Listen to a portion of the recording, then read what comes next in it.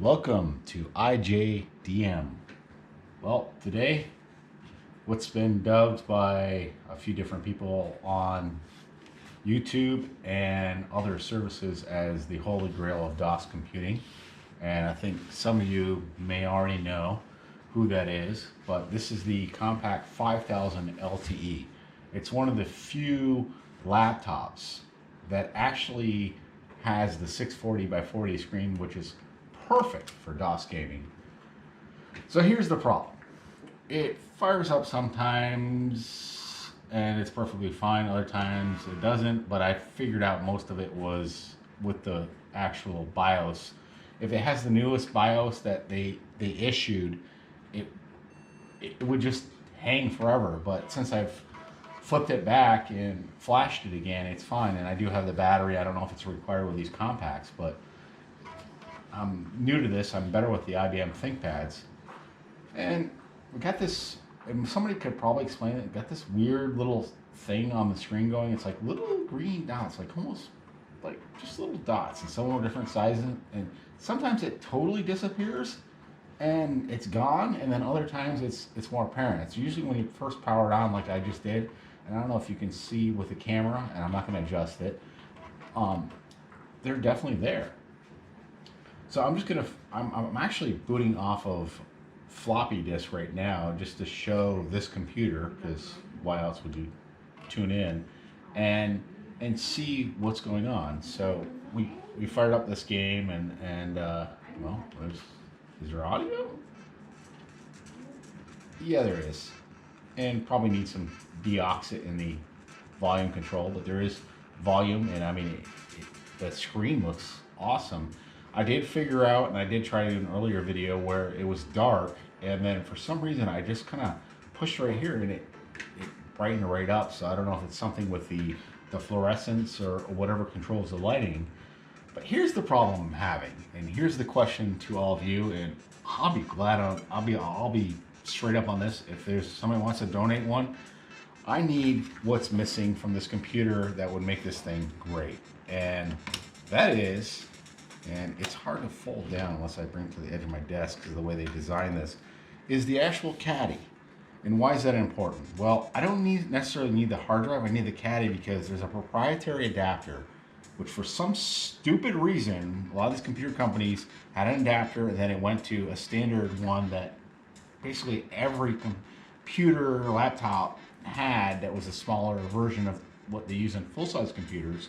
And it's just for some reason the caddy doesn't exist. And I'm not sure it's because these things were maybe used more in business use or whatever, but I'm really curious why I cannot find one right now. And some of the ones on, and it's been suggested to me by a few good people, like, well, just go on eBay and just buy another one of these. But the funny part about these computers is they're just incredibly expensive, even if they're not even working. And I got this one for like 60 bucks. So why would I spend 130 on a broken one for parts? So I would love to see this thing working and do a more in-depth review on it. The battery actually does hold the charge. It can last 2 minutes, it can last 5 minutes. The floppy disks on these things, if you know anything about these LTE series of this one, they are totally finicky, and I don't understand why. I've cleaned the contacts, I've done everything I can. And yes, this has been fully cleaned and restored. It's got a small crack right here that I'm not sure how that happened when I was taking apart this piece, because I did have to reset the BIOS on this computer. For some reason, somebody put the asinine BIOS password in there, which I don't understand, but there was nothing to indicate this computer was ever stolen or whatever. It was just shelved somewhere, and that was just something they did. But other than that, I mean, it's in pristine condition. The outside of it looks absolutely amazing.